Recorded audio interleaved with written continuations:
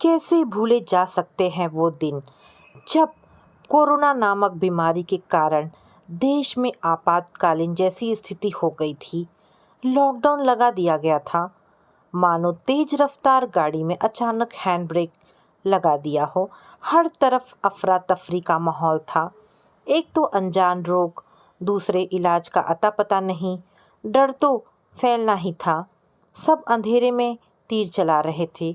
दवाओं के अलावा कोई काढ़ा तो कोई देसी नुस्खा अपना रहा था। जिसे जो समझ में आ रहा था वह वही आजमा कर देख रहा था। ना ट्रेन चल रही थी, ना ही बस। स्कूल, कॉलेज, कोचिंग और अन्य दूसरे हॉस्टल भी खाली करवाए जा रहे थे। ऐसे में उन लोगों को परेशानी का सामना करना पड़ रहा था जो किसी कारण से अपने घर से दूर रह रहे थे। सपना के साथ भी यही हुआ। कहाँ तो वह अपना वीकेंड अमन के साथ बिताने आई थी और कहाँ इस झंझट में फंस गई। नहीं नहीं, ये कोई पहली बार नहीं था जब वे दोनों इस तरह से एक साथ थे। वे अक्सर ही इस तरह के शॉर्ट ट्रिप प्लान करते रहते थे। चूँकि दोनों ही अपने अपने घरों से दूर यहाँ बेंगलोर में नौकरी करते हैं, इसीलिए कोई रोक टोक मनाई नहीं थी। भविष्य में शादी करेंगे या नहीं, इस चिंता से दूर दोनों आज में जी रहे थे। जनता कर्फ्यू की घोषणा के साथ ही आने वाले दिनों में लॉकडाउन लगने की सुगबुगाहट शुरू हो गई थी। सपना और अमन ने भी सोचा कि कौन जाने कितने दिन एक दूसरे से दूर रहना पड़े, इसीलिए क्यों ना खुलकर जी लिया जाए। सपना चूँकि वर्किंग वुमन हॉस्टल में रहती थी और अमन कहीं पेइंग गेस्ट, इसलिए दोनों ने गोवा में अमन के दोस्त उमेश के घर जाना तय किया।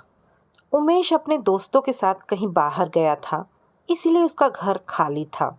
मौके का फ़ायदा उठाते हुए वे दोनों 2 दिन की अपनी जमा की हुई छुट्टी लेकर गोवा पहुंच गए। अभी दोनों इस वीकेंड को एंजॉय कर ही रहे थे कि देश में लॉकडाउन की घोषणा कर दी गई। समाचार सुनते ही अमन की आंखें चमक उठी। हम तुम एक कमरे में बंद हो और चाबी खो जाए, क्या कहती हो? वह शरारत से आंख दबाते हुए गुनगुनाया। तुम्हें बड़ा ही मजाक सूझ रहा है। क्या तुम्हें अंदाज़ा भी है कि हम किस मुसीबत में फंस चुके हैं? सपना ने उसे सीरियस करने की कोशिश की। इसमें कौन सी परेशानी है भला? जैसे हम यहाँ फंसे हैं वैसे उमेश भी फंसा हुआ है। घर में राशन तो भरा ही है, बस बनाओ और खाओ, अच्छा ही है। इस बहाने तुम्हारे हाथ का बना खाना खाने को मिलेगा। अमन ने उसे बेफिक्र करना चाहा, लेकिन सपना तो दूसरी ही टेंशन में घुल रही थी। एक साथ एक घर में रहने का मतलब तुम समझ रहे हो ना, वह भी बिना किसी सुरक्षा के। सपना ने कुछ संकोच के साथ कहा। तो अमन खिलखिला दिया। तो क्या हुआ, नन्हा सा फूल खिलेगा अंगना, सूनी बैया सजेगी सजना। गाते हुए उसने सपना को छेड़ा। वह गुस्से में पांव पटकती हुई वहां से चली गई। ये पूरे 21 दिन का लॉकडाउन था। जब तक थे तब तक तो सुरक्षा उपाय अपनाए गए, फिर मन मारकर कुछ दिन कंट्रोल भी रखा गया। एक एक दिन चिंता में गुजर रहा था। किसी को लॉकडाउन खुलने का इंतज़ार होगा, लेकिन सपना तो अपने मासिक धर्म के आने का वेट कर रही थी। आखिर जिस दिन उसे एहसास हुआ कि उसे मासिक धर्म आने वाला है, तो उसने राहत की सांस ली। जिंदगी में पहली बार अपने मासिक धर्म आने का सपना बहुत खुश हुई। इससे पहले तो वह उसे बहुत ही असहज कर दिया करता था। खैर, किसी तरह पहले लॉकडाउन के 21 दिन बीते। हालांकि लॉकडाउन को आगे भी बढ़ा दिया गया, लेकिन पाबंदियों में कुछ ढील भी मिली।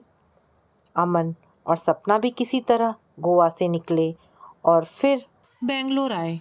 सपना ने राहत महसूस की।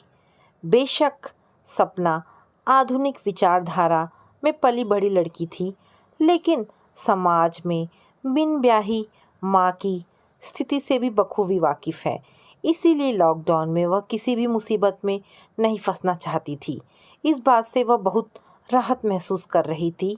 कहते हैं कि एक बार वर्जनाएँ टूट जाए तो उनके बार बार टूटने का अंदेशा बना रहता है। लॉकडाउन की पाबंदियों के बीच फिर से ज़िंदगी नॉर्मल होने लगी थी। यातायात के साधन भी खुलने लगे थे। इसी बीच कहीं कहीं पर्यटन उद्योग भी फिर से पटरी पर आने लगा था। सपना और अमन की ज़िंदगी पुराने समय के दौर ने फिर से गति पकड़ ली। दोनों फिर से हर वीकेंड में एक साथ घूमने फिरने लगे। लेकिन इस मुश्किल समय ने सपना को अपने रिश्ते के लिए ही ज़रूर ही संजीदा कर दिया था। उसने और अमन ने शादी करने का फैसला कर लिया। यूँ तो आजकल लव मैरिज टैबू नहीं रहे, लेकिन फिर भी अलग जाति धर्म के व्यक्ति को अपने जात बिरादरी में शामिल करने से पहले पुराने लोग आज भी हिचकिचाते हैं। शुरुआती ऐतराज़ के बाद दोनों के परिवार इस रिश्ते के लिए राजी हो गए। दिसंबर के महीने में जब सब कुछ बिल्कुल ठीक सा लग रहा था, तब कुछ निजी रिश्तेदारों लोगों की उपस्थिति में सपना और अमन की सगाई कर दी गई। हमारे समाज में सगाई होने को शादी की गारंटी मान लिया जाता है। ऐसी स्थितियों में समाज और संस्कार दोनों ही लड़का लड़की के मिलन पर आपत्ति नहीं जताता। ये दोनों तो वैसे भी खूब मिलते जुलते थे, अब थोड़े से अधिक लापरवाह होने लगे थे। ये शादी मई के महीने में होने वाली थी, लेकिन इससे पहले ही एक मनचाही समस्या सामने आ खड़ी हुई थी। सपना ने इस बार अपना मासिक धर्म मिस कर दिया। ये बात जब उसने अमन को बताई तो उसने आदत के मुताबिक लापरवाही से सपना की फिक्र को हवा में उड़ा दिया। अरे सपना, क्यों टेंशन ले रही हो? अब तो हमारी शादी होने ही वाली है। वैसे चाहो तो तुम गर्भपात करवा सकती हो। चिंता मुक्त करने के साथ ही अमन ने उसे सलाह भी दे डाली। नहीं अमन, कहते हैं पहला बच्चा कुदरत का गिफ्ट होता है। पहले ही गर्भ को गिरवा दिया जाए तो बाद में गर्भ धारण करने में बहुत सी परेशानियां आने लगती हैं। मैं ये बच्चा नहीं गिरवाऊंगी, कहते हुए सपना ने गर्भपात करवाने से मना कर दिया। अप्रैल का महीना शुरू हो चुका था।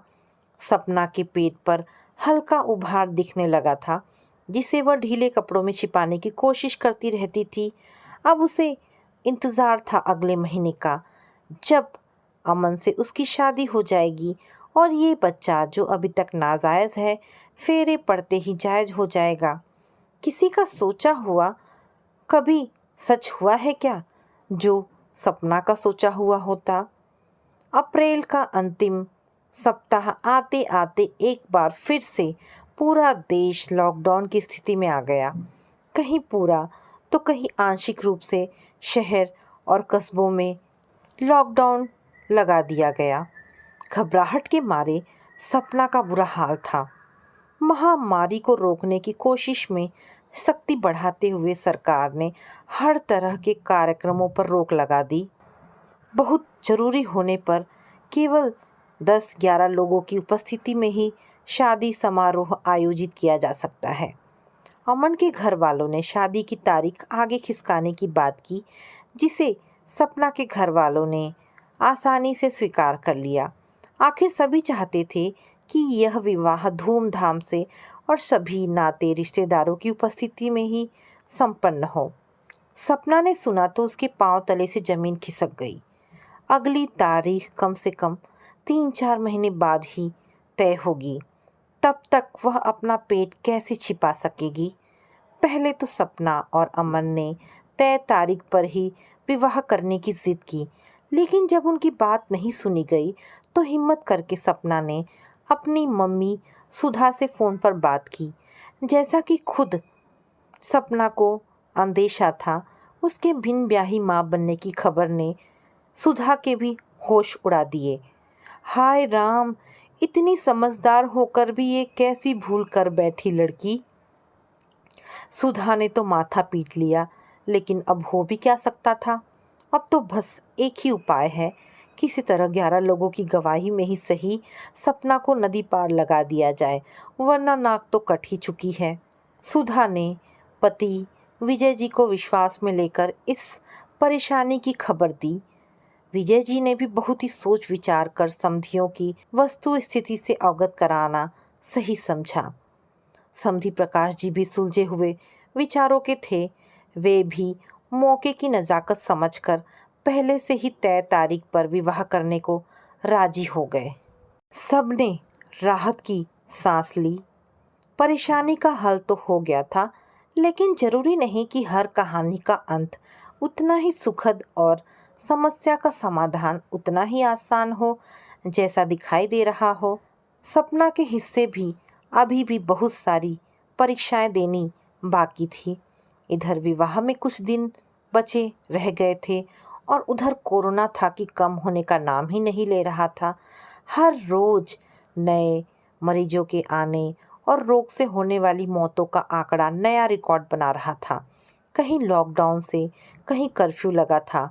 यहाँ तक कि सपना का शादी वाला लहंगा और अमन की शेरवानी भी उन्हें नहीं मिल पा रहे थे, क्योंकि टेलर की शॉप अनिश्चित समय के लिए बंद कर दी गई थी। ये कोरोना की दूसरी लहर थी जो धीरे धीरे अपना प्रचंड रूप दिखा रही थी। कोई ऐसा घर मोहल्ला नहीं बचा था जहाँ कोई मृत्यु ना हुई हो। ऊपर से ऑक्सीजन और दवाओं की कमी अलग, न हॉस्पिटलों में जगह, न डॉक्टरों को फुर्सत। एक बार जो इस वायरस की चपेट में आकर हॉस्पिटल में भर्ती हो गया, उसके वापस जिंदा लौटने के चांस बहुत ही कम देखे गए। कौन जाने वो हॉस्पिटल में क्या हो रहा था। ना ही परिजनों को मिलने दिया जा रहा था और ना ही अंदर से कोई खबर बाहर आ पा रही थी।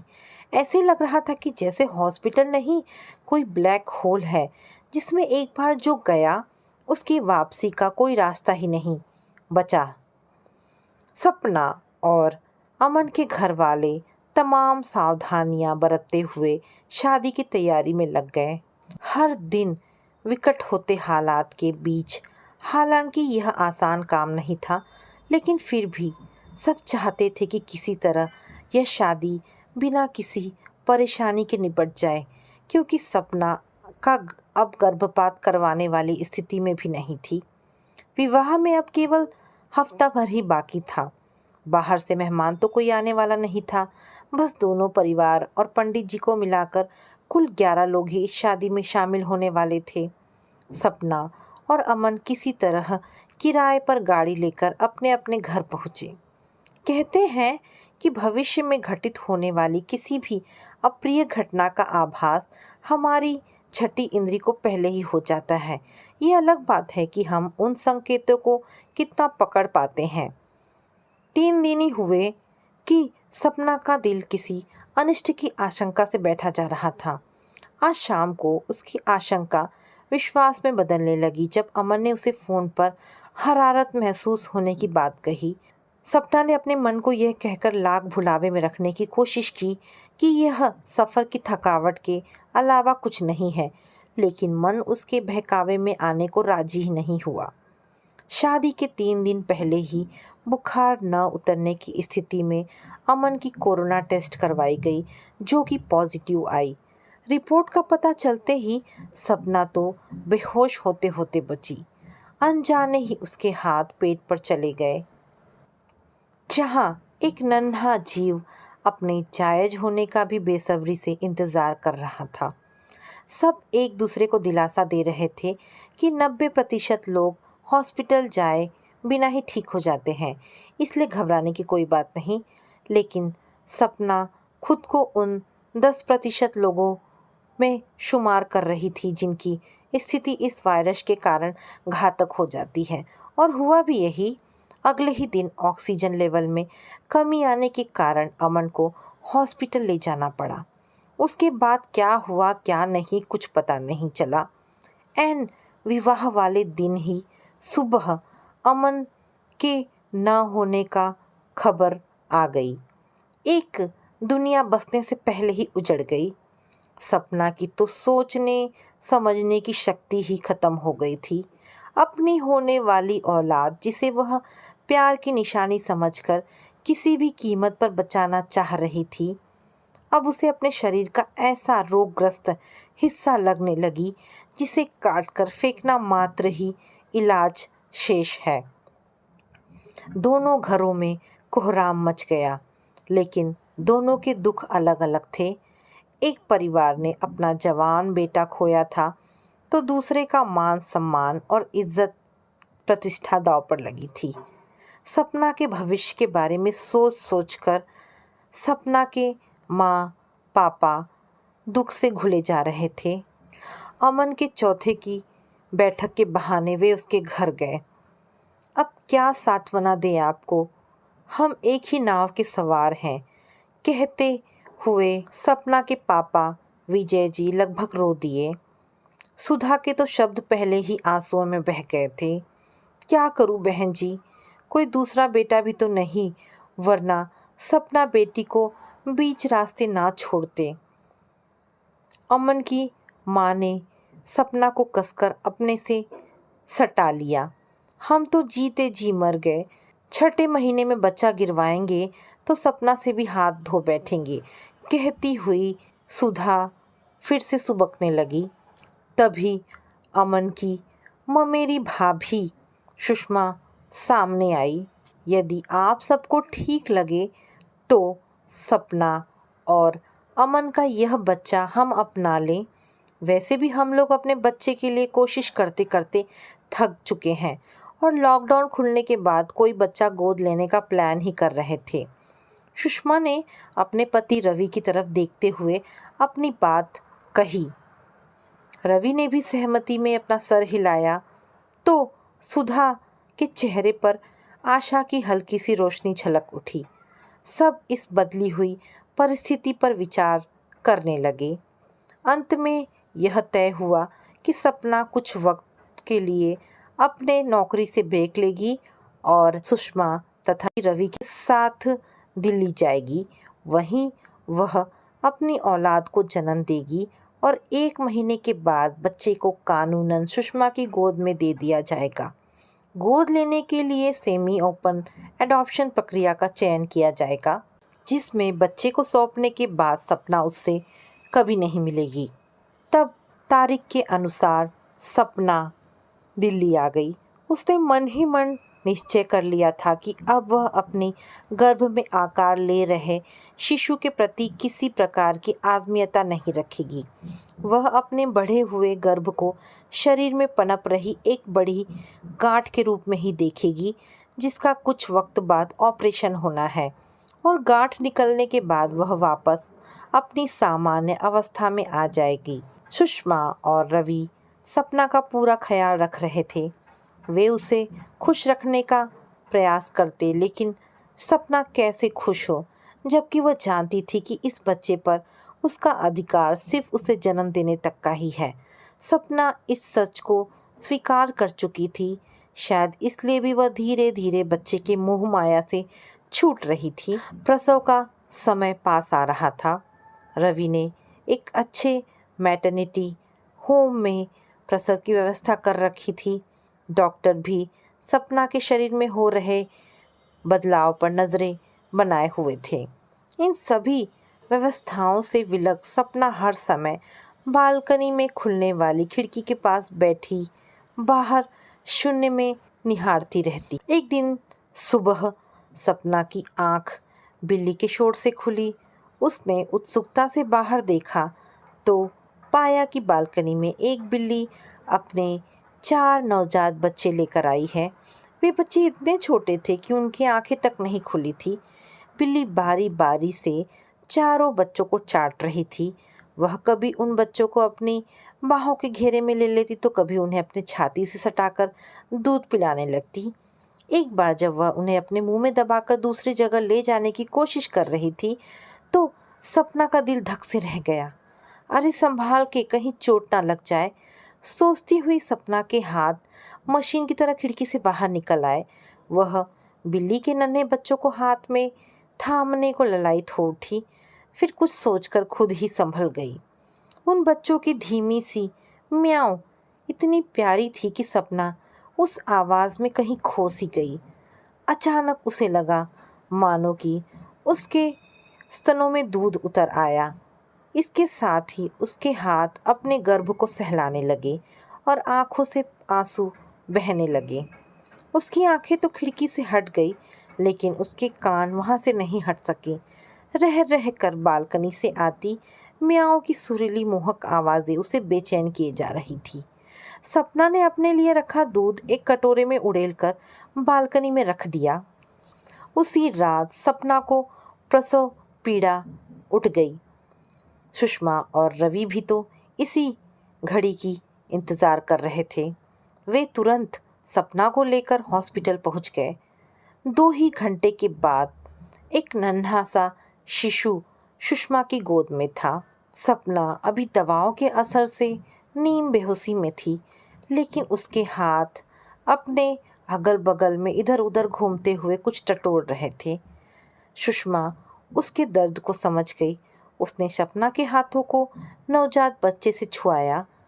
सपना उस कोमल स्पर्श को पाते ही स्थिर हो गई और उस स्पर्श को महसूस करने लगी। शाम को जब सपना को कुछ होश आया तो नर्स ने उसे बच्चे को अपना दूध पिलाने को कहा। थोड़ी कोशिश के बाद बच्चे ने अपनी माँ का दूध खींचना शुरू किया। सपना एक अलौकिक सुख में डूब गई, एक ऐसा अनुभव जिसे वह शब्द नहीं दे सकती थी। सपना के हाथ बच्चे का सिर सहलाने लगे। दूध पीते समय बच्चे के मुंह से आ रही चुसड़ चुसड़ की आवाज़ें कमरे में बांसुरी सी बजा रही थी। सुषमा मन ही मन इस सुख की कल्पना में डूब उतर रही थी। 5 दिन बाद सपना घर आ गई। कमरे में आते ही उसने सबसे पहले बिल्ली के कटोरे में दूध डाला। अब तक सपना की माँ सुधा भी अपनी बेटी की देखभाल करने के लिए दिल्ली आ गई थी। पूरा घर एक छोटे से बच्चे के इर्द गिर्द सिमट गया। देखते ही देखते 1 महीना बीत गया। सपना के बच्चे से अलग होने का दिन नज़दीक आ गया। रवि गोद लेने की प्रक्रिया पूरी जोशो खरोश से निपटा रहा था। एक शाम वह दफ्तर से घर लौटा तो बहुत ही अच्छे मूड में था। मैंने सभी ज़रूरी औपचारिकताएं पूरी कर ली है।